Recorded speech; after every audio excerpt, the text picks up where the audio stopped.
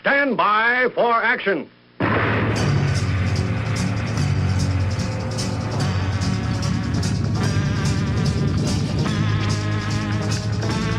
Thanks for joining me. My name's Dave Miller. I am the Unpleasant Blind Guy. Ever hear this piece of conventional wisdom? Don't assume anything. Assume nothing. I'll tell you guys that it's been my experience in my earlier adult life that some people have told me, see, you were wrong then. That's because you assume things. Well, folks, I'm going to go against the conventional wisdom in this show. And I'm going to do what I can to show you guys that that bit of conventional wisdom, don't assume anything, isn't as conventionally wise as those who espouse it make it out to be. So I've tested this concept over the years, and it's been my experience that those who assume practically nothing wind up being wrong about as often or more often than those who make educated assumptions based on experience and past history. There are things that, yes, you can assume. And consider this. If people assumed nothing, absolutely nothing, they'd never get out of bed in the morning. There are certain assumptions that you have to make about life. The rest of it is just figuring out what assumptions are safe to make. Now, I was pondering all of this as I was considering the terrorist attack that took place in Christchurch, New Zealand. This is a statement that I put out fairly immediately after I heard about that attack. My feelings and beliefs re Islam haven't changed because of a cowardly monster in Christchurch, because those feelings and beliefs are based on history and facts generated by the writings of the Islamic ideology itself. That said, I do pray for the 49 souls released, and that should be, at this point, more than 49 souls, 50 or more, in that terrorist attack. I will never celebrate, identify, or associate with anyone who would do harm to Mohammedans in the way that practitioners of Islam do to non-Muslims. Now, guys, I made that statement because over the years and over study and looking at history, both before I was born and while I've been alive, I've been able to make certain educated assumptions about Islam. I didn't make the statement because I'm a hater. I didn't make the statement because I was looking for someone to blame everything on. I made the statement because I've watched the actions of the practitioners of Islam over the years, and it has allowed me to make the assumptions I have made. I was prepared fully to defend Judge Jeanine Pirro, for instance, when she said that Sharia was antithetical to the Constitution of the United States. Unfortunately, Pirro has backed off of that comment, as you can hear in part of this story that I'm going to read by Brian Steinberg for Variety, which was published on the 16th of March 2019. The headline on this one, guys, if you want to go looking for it, is Fox News Judge Jeanine won't air this Saturday. And indeed, Saturday the 16th, her program did not air. She did, however, make a statement regarding all of the torrent of outrage from the left regarding the monologue she made about Ilham Omar, Islam, and our Constitution. This is part of it. But of course, because one is Muslim does not mean you do not support the Constitution. This statement, guys, is flat wrong. Muslims, or should I more properly say Mohammedans, are loyal to one thing above everything else, and before everything else. They are loyal to Islam. A commentator whom I had a certain amount of respect for, named Tim Burton, once said of Islam, Islam exists only to create more Islam. That's what it's about. That's what it's always been about. It's been about assimilation. We didn't need Gene Roddenberry to think up the Borg for Star Trek. we've had the Borg with us since the 7th century, and it's called Islam. Its practitioners are loyal to Islam only, to Sharia. Now, a lot of people call it Sharia law. It's actually the Sharia system, an entire system of living that surrounds an ideology cloaking itself in religion that advocates second-class citizenship for women and non-Muslims, kills gays, exploits children for sex, tortures domestic animals like dogs and cats to toughen up its young so that they may better combat the kafir, that's non-Muslims people, and advocates and practices slavery to this day. Any of that sound constitutional to you? People, when we make true statements about Islam, the last thing we should ever do is back down from them. Those of us who speak these truths must assume there will be consequences, and whether we stick with our values when it comes to defending those stated truths defines us as defenders of civilization. And when it comes to Islam, Sharia, and the practices of that ideology, you can read about a lot of this at thereligionofpeace.com. And you can assume, yes, that I'm going to be putting source articles and links at UBG Contact on Twitter. That's where you can contact me with comments, questions, show suggestions, awesome American suggestions. I'm also reachable as Dave Milner on Facebook, the Tea Party Community When It's Up, and MeWe and Amagador on Trumptown and Gab.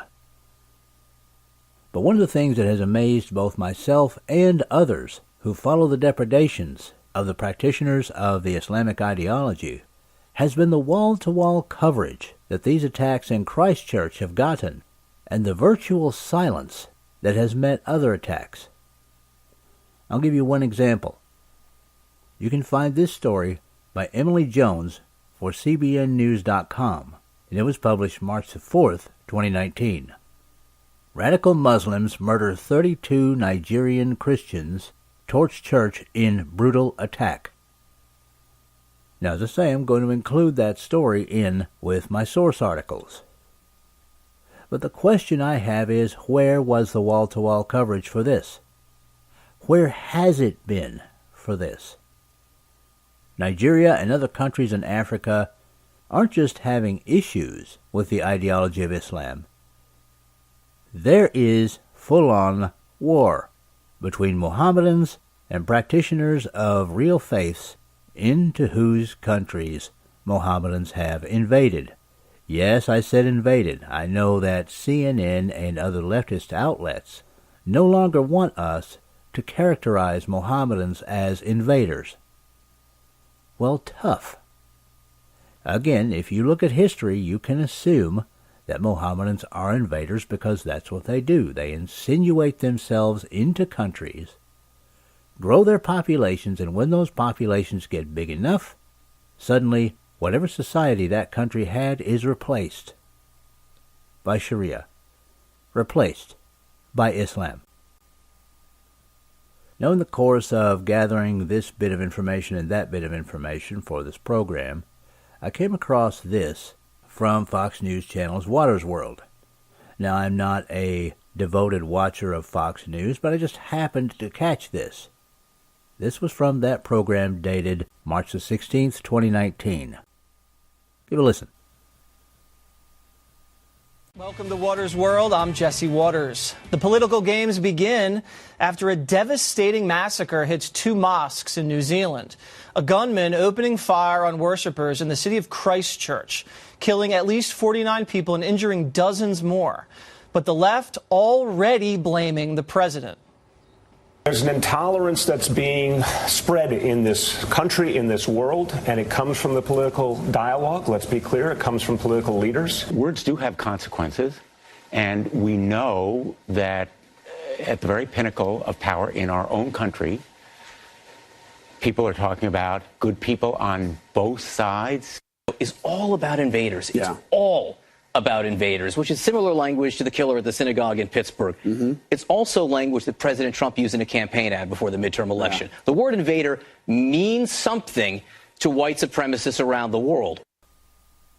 Now you notice immediately, guys, this was some goober from CNN, by the way. Immediately, he goes to white supremacy. See, it's this fantasy that the left is trying to spin, that there's a white supremacist under every bed. And remember, guys, when people on the right used to be made fun of by people on the left for supposedly saying there was a communist under every bed? Now there's a white supremacist under every bed, and the left have to protect us from them. And that means the left have to protect us from words like invader. Do you see what they're trying to do? They're trying to stop people from saying that other people are invaders. People like Mohammedans, who want to completely destroy our society and replace it with their own, and people like those from south of the border who want to simply come here illegally and suckle on the production of the indigenous people of the United States of America. Guys, remember what Rahm Emanuel, who used to work for the Obama administration and now is presiding over the wasteland that used to be Chicago, used to say, "Never let a good crisis go to waste." And that's what the left is doing, or rather that's what they tried to do. Very hard. They wanted to use this terrorist attack to further advance their assault on freedom of speech and put themselves in charge of the words that we can and cannot use. This is what they tried, but that's unraveling. Let's continue. Here with reaction, counselor to the president, Kellyanne Conway. Kellyanne, this really bothers me because the media is lying about this guy. He is a kook. He's an absolute lunatic. And that's borne out, by the way, guys, through the 74-page manifesto that this madman put out. This cowardly monster is, quite frankly, insane. But there is an inequity here, and it has to do with assumptions. Every time the left finds out that a non-Muslim has done harm to Muslims, it's automatically assumed that they're perfectly sane and that their motivations come from thinking on the right. If it's a desire to preserve the integrity of the society of the United States of America or the society of any country that is non-Islamic, it is immediately assumed that no, this person does not have mental issues, but that they are influenced by the right, and therefore instead of being insane, they are evil. Now, it would be nice if the left were to extend that same reasoning to Islamic terrorists, but they don't. In many cases that you guys can read about, the left concludes that when it is a Mohammedan that does harm to non-Mohammedans, it is because they have mental issues. One that I can think of off the top of my head was one that happened a few years ago when a Mohammedan in Paris beat a non-Mohammedan woman to death while the French police were in the apartment next door, afraid to go in and stop it. And what happened? Oh, he was found to have mental issues. It didn't have anything to do with the fact that all this woman was trying to do was live her life, and she couldn't do so because this man constantly pelted her with rhetoric and generally made her life a living hell every time he saw her. This was clearly an Islam-inspired attack on this woman, which led to her being thrown out of a balcony window onto the streets of Paris, beaten and dead. And what was the conclusion? Oh, he had mental issues. This happens with the leftist press almost every time there is an Islamic terrorist attack.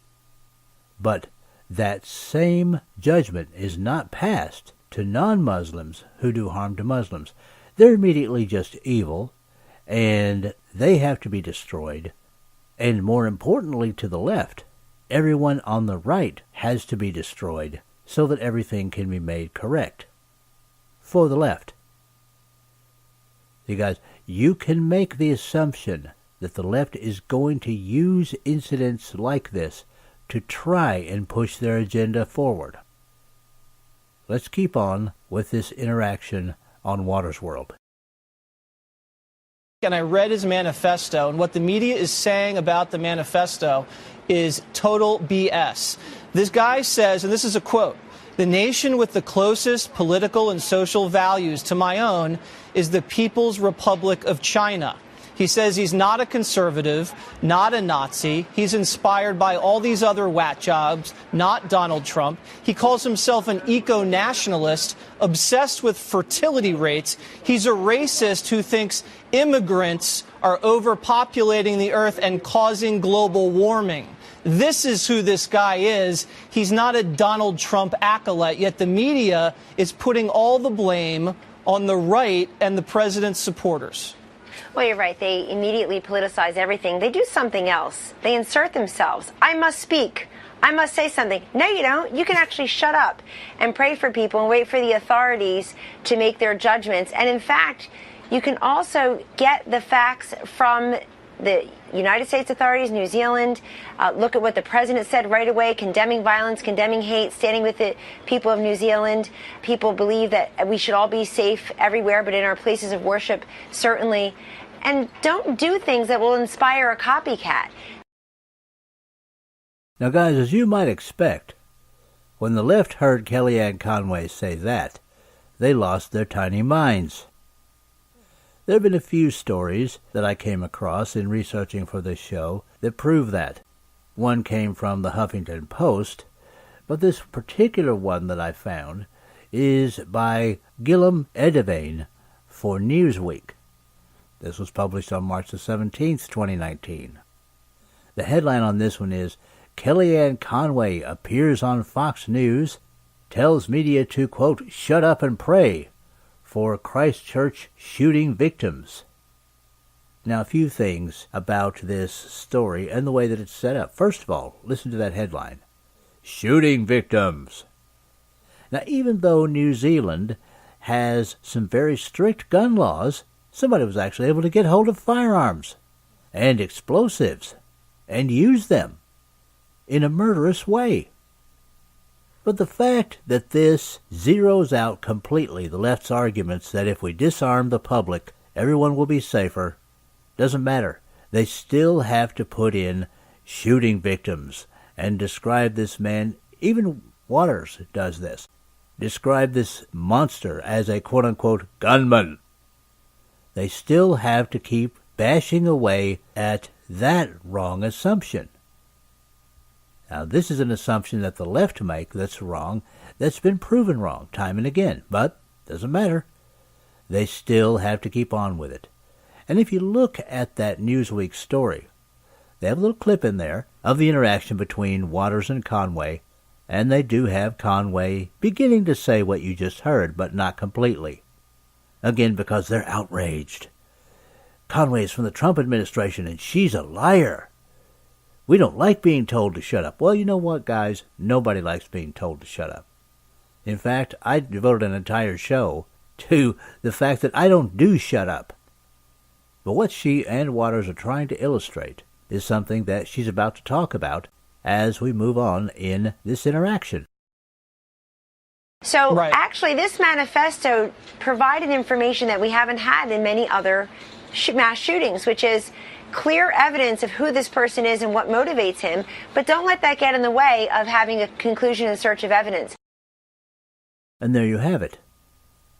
All she's asking the left to do, who are in the news media, is to actually gain some facts before they begin their commentary. This is something that the left almost never does, because that does get in the way of them pushing their agenda forward. So while Conway's statement may seem a bit insulting to people, I know again that I never like being told to shut up, it is simply a reasonable request of the leftist media that they actually look into the facts before they begin making conclusions. Now let's keep going with this. But the media don't let any of that get in their way. They never let the facts get in the way of their opinions. And by the way, they're speaking to each other. They're not informing the public. Right. They're giving opinions. That's not news. Give us news. And if you're waiting on the news, we can be patient and wait on the news. No, you're right. They're not informing the public. They're actually lying to the public because I just proved it. They are correct. The leftist media hasn't been, quote-unquote, speaking about this or informing anyone about this or anything of that nature. Yes, they've been speaking to each other, but as Mr. Waters just explained, what they're doing is propagandizing. They're propagandizing not to each other because they all more or less believe the same things. They're like-minded. They're trying to propagandize to their audience so that they can give their audiences what they believe are tools that they can go out into society and use against people who want to defend self-rule and personal liberty in the United States of America. The left are very clever about this, people, and you can always assume, yes you can, that when situations like this come up, they are going to use those situations to propagandize. And once again, that's a good assumption to make, because it's been what they've been doing since Walter Cronkite. Now, this next bit from Mr. Waters really doesn't have a whole lot to do with the subject at hand, but he put it in, and I thought people should get a list of those who have betrayed the president's policies and who are putting our nation's borders and our national integrity and our society in danger. And what makes it worse is that these are not Democrats. These are Republicans. An assumption you cannot make, people, anymore is that someone with an R after their name is going to be a defender of our country. Give a listen to these names, and remember them when it comes time for primaries and elections.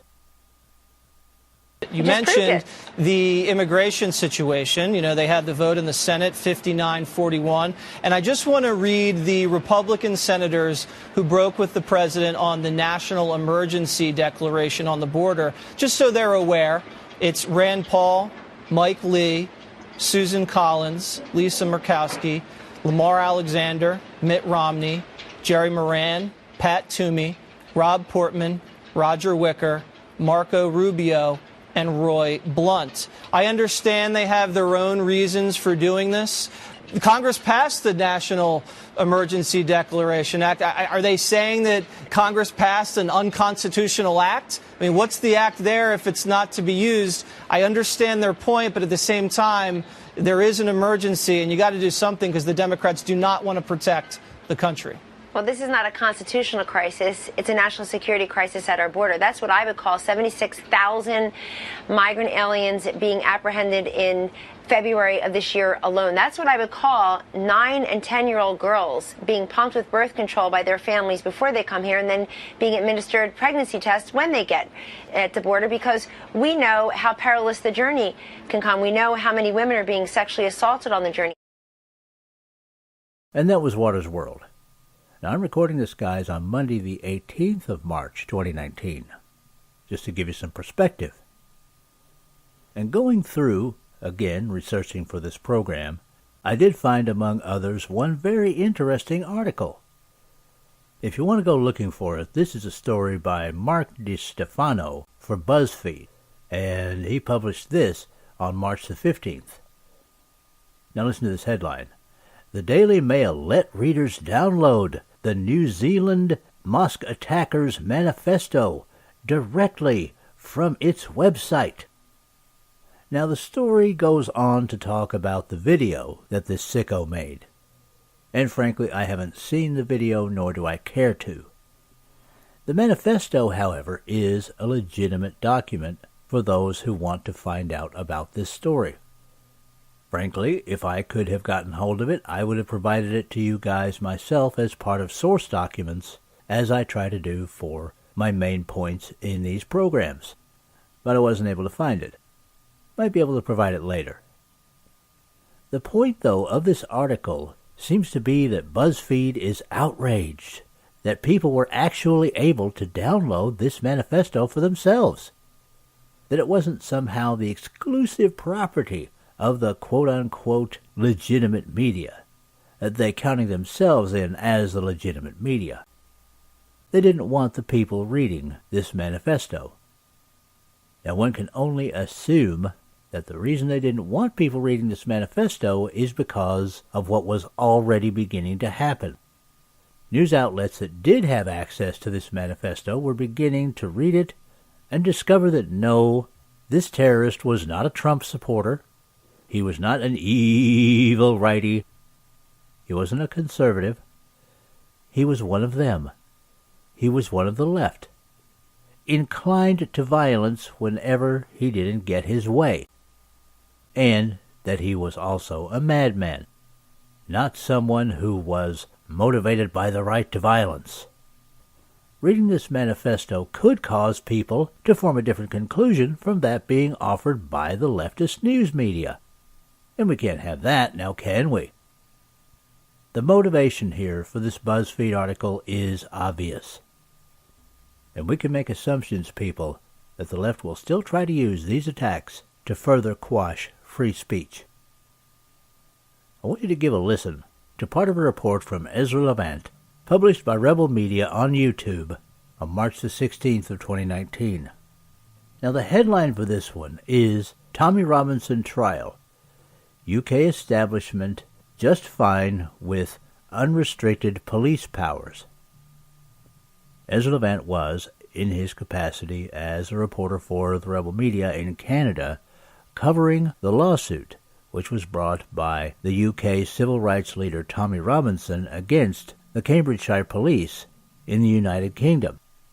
Now again, you'll be able to find this full report in my source links, and I encourage you to watch the entire video that Mr. Levant makes. But apart from more full coverage of the Tommy Robinson lawsuit and its conclusion, this has more to do not only with the developing totalitarian state in the United Kingdom, but with the Orwellian crackdown on free speech that has occurred in that country, and more chillingly, with so-called journalists' enthusiastic compliance with it. Please listen. There was one more thing that was incredible. I got into a little bit of trouble myself. I don't know if you heard, I was live tweeting from the court. In fact, my live tweets over the course of 3 days, according to Twitter analytics, were cumulatively viewed 13 million times. 13 million. That is a lot of views. And you could tell that the police and the lawyers were obsessed by what I was typing. I mean, my friend Freddie from the Cambridgeshire Live was doing a good enough job, but 13 million views, that's something else, not to brag. Okay, brag a little. And so this is what happened. During a break in the court, I was standing near a cop, the one who had threatened to arrest Tommy. The one said, "Oh, mate, I'll arrest you. I'll show you why when I arrest you." And I asked him a couple questions, including if he had any regrets. I just said, "Do you have any regrets?" That's a total interaction. Maybe it was 10 seconds, maybe 15 seconds. And the cops just all went back into the court to move away from me. Okay, fair enough. But then those cops literally complained to the judge, claiming I was intimidating them. I swear to God. So, stalking Tommy and his kids, including making his young daughter cry, that's good policing. But these three big bad men asking them, "Hey guys, do you regret it?" That's intimidating the police. I kid you not, the judge said that. So the judge interrupted the trial on the first day and cautioned me to stop being so intimidating. And I said, "No problem. Okay, I'll stop intimidating Cambridgeshire's finest." And I actually apologized. Now, not to the cops, of course, but I apologized to the judge for causing her a headache in her own court. So no problem. I kept tweeting. And then the cops or someone must have complained again. I don't know who did, because the judge stopped the proceedings later and ordered the entire public gallery to leave the court.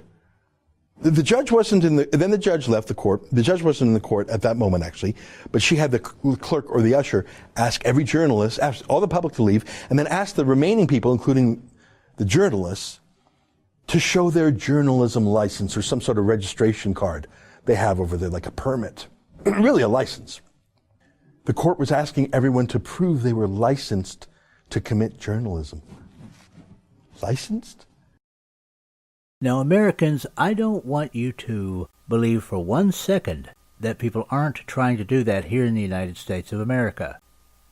there have already been those who have called for bloggers and podcasters to actually obtain licenses of a sort to indicate that they are actual journalists. Now, when these calls came out, they were immediately knocked down as being infringements on our First Amendment to the Constitution of the United States. I myself have called sources and done interviews as a duly designated network show, not only for SHR Media, but when that organization was active in talk radio, High Plains Pundit Talk Radio. I didn't go to journalism school or anything of that nature. I was just conducting citizen journalism. In the United Kingdom, however, as you hear, you need to have a license to quote-unquote officially call yourself a journalist. And if a government official begins to feel threatened, they can ask you to show your license. Do you get the creep factor that's going on with this here, people? Papers, please. Show your papers. Only this time, it's not papers for simple identity. It's papers to show that people have a right to inform the public of news events. Don't think that that can't happen here in the United States of America. Don't think that just because that idea was knocked down once, that it won't crop up again. The implications of it are that you will have a propagandistic fake stream media such as that which exists in the United Kingdom now. Their media exists at this point to circulate puff pieces about quote-unquote celebrities and to parrot what various members of the government say, all spelled out in nicely defined rules which they must obey. This is one assumption, guys, that you shouldn't make, the assumption that that can't happen here. But Ezra Levant isn't finished yet. Be prepared to be creeped out just a little more, people. Well, here in Canada, we don't require a license to do journalism. We're not like Romania, where during the Cold War you literally had to register your typewriter with the government and get a license because they didn't want anyone typing anything that could cause trouble. That's true. Look it up. So I told the court, I said, look, we don't have journalism permits in Canada, and they accepted that. But what was so gross, what was so sad was the speed, the glee, the pride with which the rest of the journalists in the room, including my friend Freddie, whipped out their licenses. They were so proud. Here's my license, mate. Proud to be asked, proud to prove they were compliant and submissive. They were so proud of their licenses. Oh, I'm licensed, bruv. Anyways, the judge came back in, raised an eyebrow about my point that we don't need licenses here in Canada. I don't know if she believed me even. So are you creeped out yet, people? Well, you should be. See, here in the United States of America, the self-styled legitimate media have a certain arrogance about them. Well, I spent time and went to college, and I have a degree in journalism. So only I, really, and my colleagues should be allowed to engage in news gathering and reporting. None of these bloggers and amateurs should be given any platform. That's the kind of arrogance that our so-called mainstream journalists here in the United States of America have. In the UK, it's a little bit different. They think that the licensing of journalists is actually a good thing. Firstly, because they have the same arrogance that their American counterparts have, but secondly, because, like their American counterparts, almost all of them are of one mind, which is that they feel that it is quite all right to masquerade propagandizing as news reporting, using the outlets that have hired them. And unlike what would have probably happened in the old Soviet Union, these people present their licenses to be journalists with glee, as if they're happy that they have to have a license to be a journalist. People, that should scare you beyond belief. Now, let's move on with more from Ezra Levant. And then she gave a very explicit warning to me directly that I had better stop tweeting any opinions. None at all. I couldn't question goofy things like a cop and his imaginary friend. I couldn't express an opinion at all in my tweets. Like, I was silent in the court. Obviously, I didn't say anything during the trial. She said that I couldn't say any opinions on Twitter at all, no opinions. And that her ban didn't just apply to what I said from typing in court, but if I was outside the court, like if I made a video, she said that she didn't want me to have any opinions at all on the trial until the ruling came out. I didn't want to take out any more of the court's time. So I said, look, I'll do my best to just be a stenographer. I didn't want to push this trial off the rails or anything. It wasn't my affair. But I guess that wasn't good enough, because after the trial ended on the second day, Wednesday, I was asked to go back into the courtroom, and it was just me then, the judge, the two clerks, the two lawyers, the clerk and the usher, and me. And we were in the courtroom, just us. And the judge told me at great length that if I kept giving my opinions, which I guess I was doing, she'd hold me in contempt of court. It wasn't a hearing. I was facing no charges. It was just her being very mad at me. And I didn't want to fight. I told her the truth. I didn't come to Peterborough to quarrel with her. It was her trial, and I didn't want to interfere with it. To be candid, I have no idea how my tweets could possibly interfere with her trial. She's the judge. There was no jury that might sneak a peek at my tweets. It's laughable that my tweets could be intimidating to these big burly cops or something. It was so weird. So I don't even know why tweeting would impact the trial. I mean, unless they're all watching my tweets, why would they do that? Now, like I said, I have tweeted hundreds of little updates. So I asked her, well, was there anything in particular you're mad about? And she mentioned a couple, including this one, where I had made a self-deprecating joke. I said, hopefully this won't get me thrown in the dungeon. It's a little joke. It's obviously not going to derail a trial. Obviously, that's not going to intimidate a police officer. Obviously, that's not going to spoil the jury. There was no jury. It was a self-deprecating joke about me and my big mouth. But the judge obviously didn't even like the joke. I'm not even sure what was wrong with that tweet, but I deleted it. I took a picture of it before I deleted it. And I told her I'd delete. Look, just tell me what you want me to delete. I'll just delete it. I don't care. Even if I disagreed with her, just tell me. I mean, I fight for freedom every day. I fight in the court all the time. This just wasn't the right moment. It was Tommy's trial, not mine. It wasn't about me. I didn't go there to get in a quarrel in a foreign country. I thought I'd tell you that because that was probably the saddest part of the whole experience to me. First, that the UK has allowed itself to be governed by laws that allow police to simply arrest anyone for anything at any time for what future crimes they might possibly commit. Of course, that's going to be abused by bully cops. That was sad to me. But even sadder was the general political media culture, that to the establishment, to lawyers, politicians, the media, the courts, everyone, having unrestricted police powers is just fine. And if you hear that, guys, that should make you a little sad too. The United Kingdom was one of the places from which we got some of the inspiration for our founding documents. The Magna Carta, the Rights of Englishmen, these made up part of some of the core tenets of things like the Declaration of Independence and the Constitution of the United States of America. To see a great nation like that have its own people bowing under the hobnailed boot of diversity, political correctness, and multiculturalism to a point where a judge is paying seemingly more attention to Twitter than she is to the relevant facts in a lawsuit case that she is hearing, is something that should make every civilized person on this planet bow their heads in sadness for the people of the United Kingdom and hope that those people can get their basic civil rights back. It goes deeper than that, though.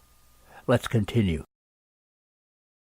And having journalism licenses is just fine. And threatening to hold a journalist in contempt and possibly throw him, me, in prison for expressing an opinion on Twitter or a dumb joke, that's just fine. It's all just fine. Except that it isn't. Look, I like visiting the UK. I like my friend Tommy, but I sure wouldn't want to live there. And I want to do my best to make sure that we here in Canada and in the States too don't make the same mistakes they are. By the way, one of the reasons we're fighting Rachel Notley in court so hard in Alberta is that she wants us to register our billboards with the government, like it's a Romanian typewriter, like it's a British journalist. Yeah, no, not yet. That's an excerpt from the Ezra Levant Show. Every day I do a video monologue and then I interview an interesting guest, and then I end by reading my hate mail. But you've got to subscribe to it, which you can do at therebel.media/shows. Now, people, I don't generally include advertisements for other networks' programs in my shows, but I'm asking you to give Rebel Media a look. Again, you'll find links to it in my source files. Ezra Levant is one of the best reporters that the new mainstream media has to offer. And the biggest takeaway that I got from this came from a friend of mine who likes to call himself the unknown steampunk. He's a bit paranoid, and these days, who can blame him? But he's also apolitical. Now, he heard that part of Ezra Levant's report, and he says, and I agree, that the biggest takeaway from that is that we in the United States of America should be grateful for the freedoms that we have. At least for now, police cannot simply come up to us and arrest us just because. They have to have a reason. They have to have a provable reason. And if they just arrest us for no reason at all, there are consequences that will be visited on them. There are consequences involved in the regulation as to how they can act and what they cannot do to us. Again, the core of our Constitution, laying out what the government is not allowed to do to us. And we can take civil action against them as well. With all of the flaws that there are in our political system and in our American society, yes, the biggest takeaway from this is that you and I and all of us should be grateful that we live in the United States of America. And I will add to that now. It is for us, each individual citizen, the militia of the United States of America. And no, I'm not talking about carrying guns, but I am talking about defending our basic civil rights, defending our Bill of Rights. People, you can assume that there are those out there who want to eliminate the Bill of Rights. You already know that our Second Amendment is under attack. So is our First Amendment. The Fourth Amendment. Go down the line in the Bill of Rights, and the left are trying to attack and bring our Bill of Rights down in favor of a pseudo-monarchical rule, with them at the top and with you, whoever you are, whatever political position you take, at the bottom. Appreciate what you have here in the United States of America, people. Fight for it. Don't give up, because you can assume that there are some who want to make it all go away. And now it's time for the Awesome American segment. That's right, guys. Now, it's been some time since I've done one of these, but I haven't forgotten them, and I'm not going to. And this time's Awesome American story is titled 91-Year-Old Retires from Middlebury College After 41 Years. This story, dated January the 18th, 2019, is brought to us by Jennifer Harriger, anchor reporter for WPTZ-TV Channel 5, Burlington, Vermont. 41 years ago, Muriel Harms began a part-time job at Middlebury College. Working as a switchboard operator, and back in 1978, the calls came into a main system and they actually moved the pegs around, is what I understand. She also spent time with the college's public safety office and Museum of Art. She has definitely been a role model for all of us, that she wants to keep busy, she wants to engage with people. Before coming to Vermont, the now 91-year-old was an operating room nurse in Hudson, New York. That was amazing, because I think that brought us closer together as a family, and the brothers and Liz and I were just... we were all chipping in and helping out to make sure that she could do what she wanted to do, because we knew it was important. Muriel, her husband, and 5 kids eventually put roots down in the Green Mountain State, and her work ethic sure did not stop. I just don't want to waste any time. Seeing her work as much as she did pushed me to work that much harder. Now Muriel is finally saying goodbye to the college. Where are you going to hang it? Oh, I'll find a place of honor. Her impact felt by everyone around her. She led by example, so we just are always trying to smile, even if we don't feel like it, and just to be nice to people. Muriel says her life model will continue to spread even off the clock. I must do something good for someone every day of the rest of my life. So sometimes at the end of the day, I think, oh, what did you do today? But I always think of something that I've done to make somebody's life a little bit better. In Middlebury, Jennifer Harriger, NBC5 News. The way that we put others before ourselves, in my opinion, defines us as human beings. These Awesome Americans segments point out those who are patriotic or charitable or both. And Muriel Harms of Middlebury, Vermont, shows the charitable side, and it is why she is this time's Awesome American. And that is it for this time, people. I appreciate each and every one of you. Thank you for listening, and may your God go with you. Goodbye. The Unpleasant Blind Guy is copyright 2019. Anno Domini.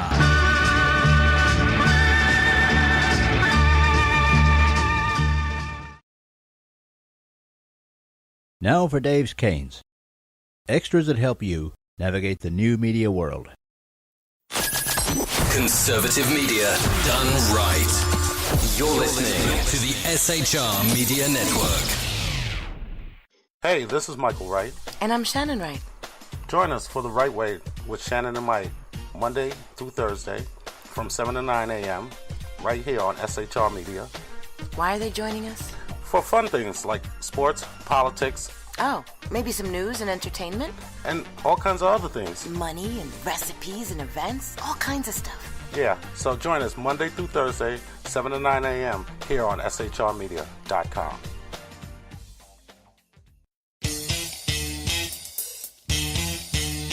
From a public locker inside a dilapidated Long Island rail station comes a show designed to piss off liberals using truth, facts, and ridicule. The Lid Radio Show, featuring the conservative voice from the People's Republic of New York, the Lid himself, Jeff Dunetz.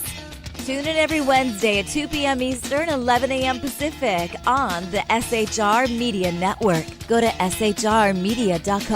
At Lid Radio, we fight for the truth, justice, and a good kosher T-bone.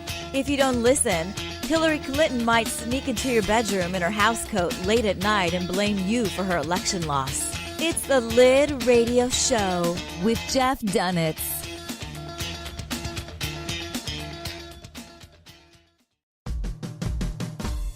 It's your business diva here, Melanie Collette. I am inviting you to a front row seat as I discuss some of the most intriguing details of wealth and finance with today's movers and shakers in the world of business. Listen in and discover financial truths on a global, domestic, and household scale. Uncover topics that will impact your wallet today and in the future. Money Talk with Melanie airs Monday through Friday, 5 p.m. East, 2 p.m. West, right here on SHR Media and High Plains Pundit Talk Radio. You can't afford to miss it.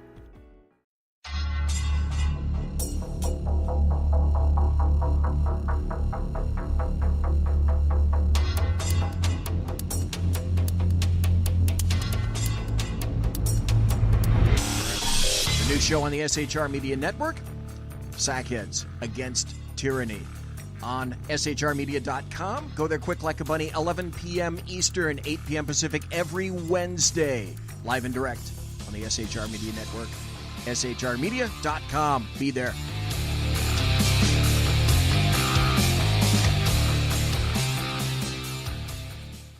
For 50 years, I've seen the American people blinded by corrupt politicians, a lapdog media, and deceptive Islam.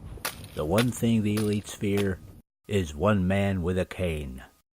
I'm Dave Milner. Join me through Spreaker, iTunes, and SoundCloud, through SHR Media and the Western Free Radio Network, for half a century of experienced perspective on political and social issues, weekly on The Unpleasant Blind Guy. And catch me on Jeff Mitchell's EDL Radio on blogtalkradio.com. There's no surrender, ever. Because truth is not always pleasant. Broadcasting behind enemy lines in occupied California, a mere 2 miles from the state capital, the bloviating Zeppelin's Berserk Bobcat Saloon radio show can be heard every Tuesday and Thursday night at 8 p.m. Pacific and 11 p.m. Eastern, only on the SHR Media Network. Go to shrmedia.com to listen. You can also watch on the SHR Media Facebook page and the SHR Media YouTube channel. No goldfish were abused in the making of this ad. Hey girls, Carry Girl Gear is here. More and more women every day are concealed carrying, participating in competitive shooting, and getting firearms training. It's not a boys' club anymore, and we don't have to shop in their stores anymore either. Finally, a cool and unique clothing line just for women. Dope tees and hats for the patriotic concealed carry and 2A girl. So what are you waiting for? Go check out carrygirlgear.com today. Conservative media done right. You're listening to the SHR Media Network.